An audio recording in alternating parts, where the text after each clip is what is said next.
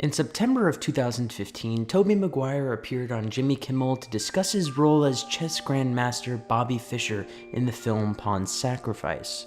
The interview was a typical promo gig until the conversation shifted here.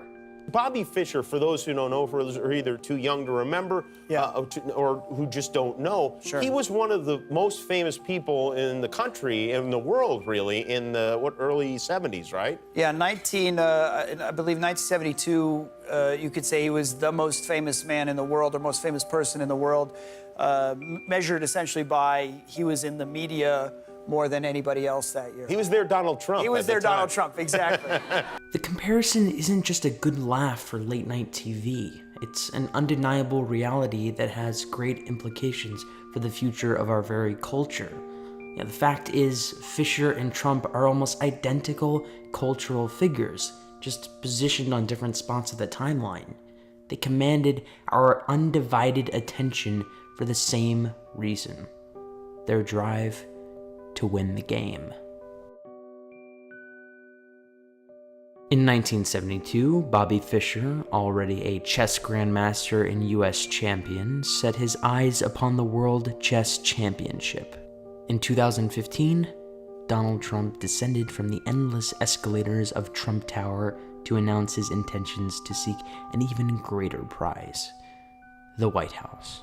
Both faced seemingly insurmountable odds.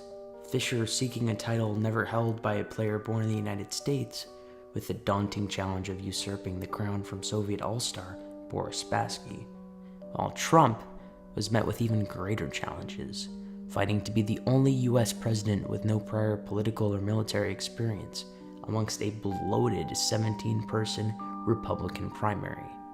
Not to mention the looming frontrunner, Hillary Clinton, also on the rise. However, Fischer and Trump weren't daunted by their odds, they were emboldened by them. Fischer plowed through the USSR versus the rest of the world tournament in 1970 and soon became a media fixture in the United States. A boy from Brooklyn aiming to take on the entire Soviet Union at the height of the Cold War. Similarly, Trump emerged as an immediate frontrunner during the Republican primaries, taking center stage at the first debate on Fox News, and the cameras would never stop rolling. As Fischer and Trump picked off their competitors one by one, they were elevated irrevocably as cultural icons. Fischer had become the most famous athlete in America, most certainly the most famous chess player. He was bold and brash, never ceasing to exude well-justified confidence, and garnered the occasional laugh, too. I had a date last night. No kidding, how'd you do? Great, I beat her in 4 moves. Likewise, practically every news outlet in the country had their eyes on Trump by the time primary voting began. While his campaign was often dubbed as a joke by political pundits, Trump never wavered in his assertions. But the press wasn't always good either. Fischer was an unabashed anti-Semite, never failing to vocalize his relentless criticism of the Jews. Similarly, Trump also found himself at the forefront of controversy. His campaign announcement was deemed racist in its characterization of illegal immigrants. They're bringing drugs, they're bringing crime, they're rapists, and some, I assume, are good people. Yet, nearly half of the country found his claims to be entirely accurate. Much later, Trump would find himself deemed a sexist and ripe for accusations of sexual assault for what he called locker room talk, as a leaked video showed him proclaiming his ability to grab him by the... Nevertheless, we couldn't stop watching, and they couldn't stop winning.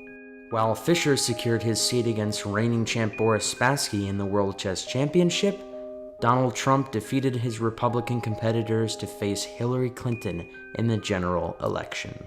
After nail-bitingly intense challenges, Fischer losing the first match of the championship to a well-prepared Spassky, as depicted here in Maguire's portrayal, and Trump finding himself hammered in the first debate by a well-prepared Clinton, the duo found themselves claiming an unexpected triumph. Fischer crowned world chess champion, and Trump declared president-elect. Sorry to keep you waiting, complicated business. While Trump's path forward is unclear, Fischer's response to victory remains all too familiar. Following his victory, Fischer would forfeit the title in 1975 as a result of what many called unreasonable demands in his proposed match against Karpov.